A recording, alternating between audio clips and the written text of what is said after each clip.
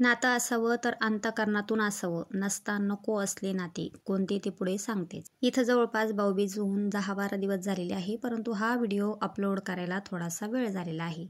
तर नणंदबाई यायच्या होत्या, स्वाती यायची होती भाऊबीजेच्या दिवशी सकाळी. मला जायला उशीर झाला भाऊबीजेला. तर हा व्हिडिओ आहे भाऊबीजेच्या आदल्या दिवशीचा. म्हणजे मी जवळपास लक्ष्मीपूजनपुरतंच फराळ वगैरे केलेलं होतं. आता तो व्हिडिओ तर टाकलाच होता, परंतु हा व्हिडिओ टाकायचा बाकीच होता. नणंदबाई यायच्या, स्वाती यायची म्हणून म्हटलं त्यांच्या पदरात काहीतरी द्यायला हवं, कारण त्या लाडू चिवडा वगैरे आणतील तर आपलं पण काहीतरी फराळ त्यांना द्यायला हवं. म्हणून रात्रीच्या 3 वाजेपर्यंत जागून मी अशा प्रकारे गुलाबजामुन केले अर्धा किलोचे आणि त्याच्यानंतर चिवडा पण केला. तर गुलाबजामुन अशा काही प्रकारचे केले छानपैकी. तर इथं जवळपास मी 1.5-2 किलो साखर टाकली पाक करायला आणि खूप छान असं पीठ भिजवलं गुलाबजामुचं. गोल गोल गुलाबजामुन केले. गुलाबजामुन असे केले की त्यालासुद्धा ते आपोआप त्यांच्या मनानेच असे फिरत होते. फिरवायचं म्हणजे हलवायचं अजिबात काम नव्हतं. अशा प्रकारे थोडे थोडे करून गुलाबजामुन करून घेतले. त्याच्यानंतर तळून घेतले आणि छानपैकी थापले गुलाबजामुन तयार करणं झाले. एका साईडला पाक पण करून थंड झाला आणि मस्तपैकी इथं मी आता हे गुलाबजामुन याच्यात टाकून देणार आहे. आता म्हटलं झोप तर काही येत नाही, जवळपास ह्याच गुलाबजामुन करायला मला खूप वेळ झाला होता. 12:30-1 वाजला होता, कारण स्वयंपाक, जेवणं, भांडे, त्याच्यानंतर थोडंसं बसले, त्याच्यानंतर चकरा वगैरे मारले, त्याच्यानंतर गुलाबजामुन तयार करायला घेतले.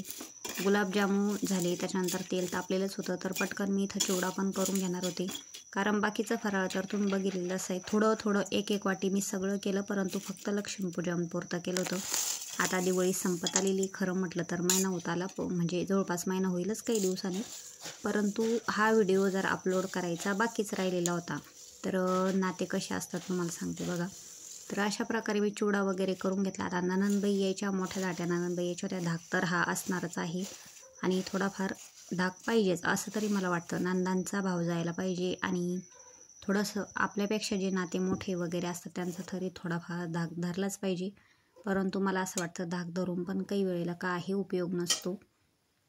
तर असं मी 3 वाजेपर्यंत जागून चिवडा केला, गुलाबजामुन केले, भांडे वगैरे राहू दिले घासायचे, कारण मला पण थोडासा आराम वगैरे झाला पाहिजे किंवा नंतर परत ॲसिडिटी वगैरे वाढती. तर इथं जवळपास 2:45 झाले होते सकाळ, म्हणजे रात्रीचे तुम्ही बघू शकता. 3 वाजेपर्यंत जागून चिवडा, गुलाबजामुन वगैरे तर करून घेतलं. त्याच्यानंतर सकाळी पण मला लवकर उठायचं होतं, नणंदबाईसाठी स्वयंपाक ते करायचा होता. तर मग मी नंतर आराम वगैरे केला. दुसऱ्या दिवशी उठले, फारसे कामं झाले, सगळं काही झालं. हे पण आपले साहेब स्वातीला घेऊन आले. त्याच्यानंतर ह्या आहे माझ्या मोठ्या नणंदबाई आणि भाचा, हे दोघंजणं गाडीवर आले आणि इथं यांचं ओवाळण्याचं काम चालू होतं. माझं आता चालू होतं तिकडं स्वयंपाकाचं.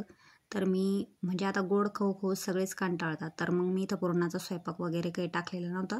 इथं साधी सिंपल मस्त पनीरची भाजी, चपात्या, भात, भजे, कुरडई, पापड असं काही केलं छानपैकी. यांचं ओवळूच तर माझा स्वयंपाक वगैरे झाला. थोडासा यांच्या गप्पा वगैरे झाल्या, फोटो काढणं झाले, माझा पण व्हिडिओ झाला. त्याच्यानंतर यांचे जेवणं वगैरे झाले. त्यांनी पण ताटात बहिणीला काय पैसे टाकायचे ते टाकले. इथं ओवाळी वगैरे झाली, मस्तपैकी जेवणं ते झाले आणि त्याच्यानंतर असं काही यांची भाऊबीज झालेली आहे. हा व्हिडिओ अपलोड करायला थोडासा वेळ झालेला आहे. तर म्हणूनच म्हटलं नाते जर असले तर अंतःकरणातून असावे, तोंडधाऱ्यापुरते नसावे. काही नाते आमच्यासोबत असेच होऊ लागले की फक्त तोंडधाऱ्यापणा चालू आहे. परंतु चला असो, या गोष्टीला तर मला काही फरक पडत नाही. अंतःकरणातून जे नाते आहे ते आपलेच असतात. जे तोंडधाऱ्यापुरते, जे तात्पुरते नाते ठेवतात ते काही कामाचे नाही आमच्यासाठी. तर व्हिडिओ आवडला तर लाईक करा आणि सबस्क्राईब करा.